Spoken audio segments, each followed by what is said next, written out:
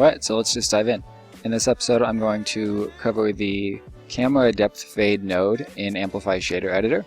So first I'm just going to right click and go up to Shader and create an Amplify Surface Shader. And I already have one called Camera Depth Fade. We're just going to call this one Camera Depth Fade 2. So if I double click that, it'll open up the shader editor. And now we can name this Evan Daily / camera depth fade. And now I want to create, I'm going to click the little green compile button, and then I'm going to create a material and give it that shader. Camera depth fade 2. And we'll rename this one as well, camera depth fade 2. Now I'm going to click on my material and go up to Evan Daily camera depth fade. And I actually have two called that now, so I got to make sure this one is called camera depth fade 2. Compile.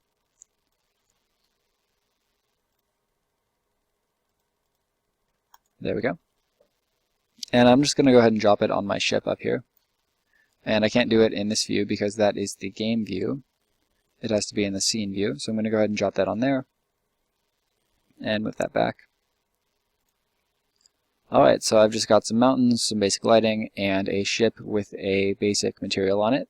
Now right now all we have on this shader is just the standard settings. So I'm going to go ahead and right click and go to the first node, camera depth fade.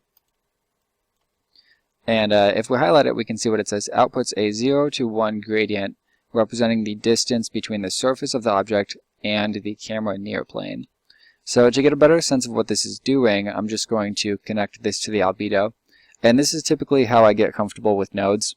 I just connect their output to the main albedo and then compile it and see what it's doing in the scene.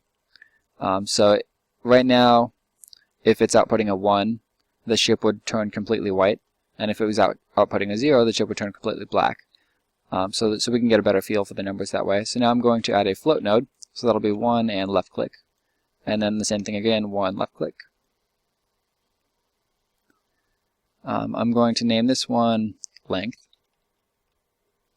If I could type length. And this one shall be called offset. Like so. And I'm just going to connect these to length and offset. Now they're both set to 0, and so essentially from 0 units in front of the camera to 0 units in front of the camera, this will output, I believe, 1, and then beyond that it'll be 0.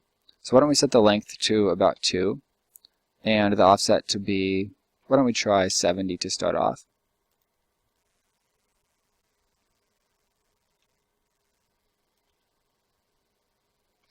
And one thing you have to keep in mind when you're using Amplify Shader Editor is right now I'm editing the shader, I'm not editing the material. So that'll come into play later. But now if I click on this guy, we can't see the offset or length values here because they're constants. So we want to make sure we set both of these to property so that we can play with them in the inspector. Compile again. And now they should show up over here. There we go. We've got offset and length.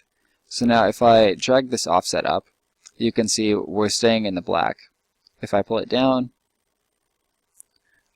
we end up having from about 15 units out, we reach the ship. So that means this point right here on the ship is about 16, give or take, 2 units away from the camera.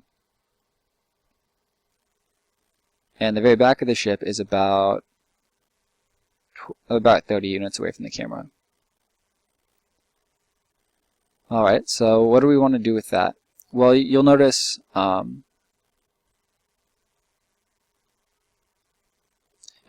when we go past the far back of the ship, we do end up completely black, which is not quite what we want. We want it to kind of disappear into the light back here as it moves away, but we want the front of the ship to still have a color. So we're going to add a texture. And you can do that by typing texture in here, or you can just do T and left click. That is my preferred way to create the texture. Now, if I assign a texture here, we won't actually see it on the model yet because we're only editing the shader defaults. So I want to double click the actual material. And now we see that down here. So now whatever texture we assign will actually show up on the ship. And I have one ready. It's called Ship 2, Albedo.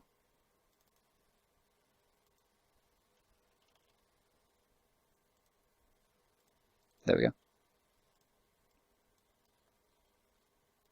Alright, so now the ship has its actual albedo texture, but it's no longer using the camera depth fade. So I'm going to go ahead and move these over.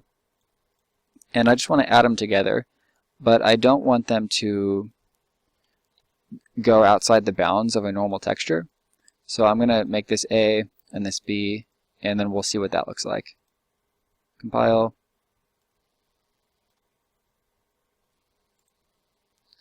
Alright, so now if we play with this offset, it's white at the very back, which is good. That is the direction we want the light to hit from. And then as we move further from the camera, eventually it becomes completely white. So that actually looks really nice. I'm going to go ahead and open up my scene view and just kind of move the ship from off screen. So now we can see it does disappear back into the light like that. So that's really cool. But once we get too far forward, it becomes completely black, which we don't want. We want it to retain its actual texture. So for that, we're just going to clamp this.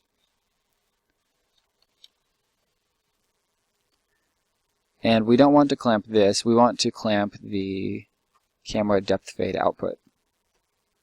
So we've got our input here, output here, and we can clamp the min and max. So why don't we set it to 0 and 1.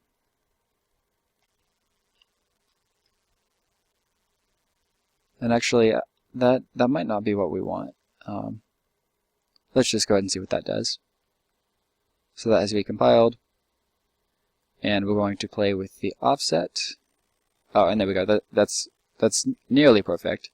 So now as we come in from the light, we do retain our normal texture, but it doesn't become bright enough. So like when we're way out here, you can still see the bottom of the ship pretty well. So why don't we go ahead and change this clamp. Instead of 0 to 1, why don't we try 0 to 2?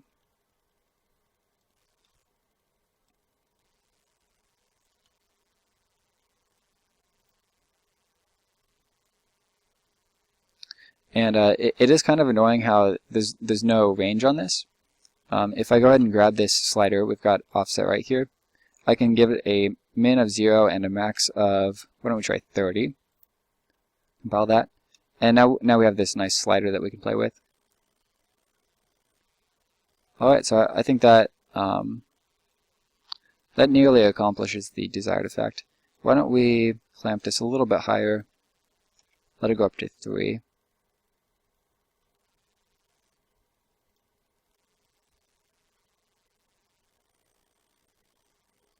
Yeah, I like that much better. So I'm going to go ahead and make the offset right about there.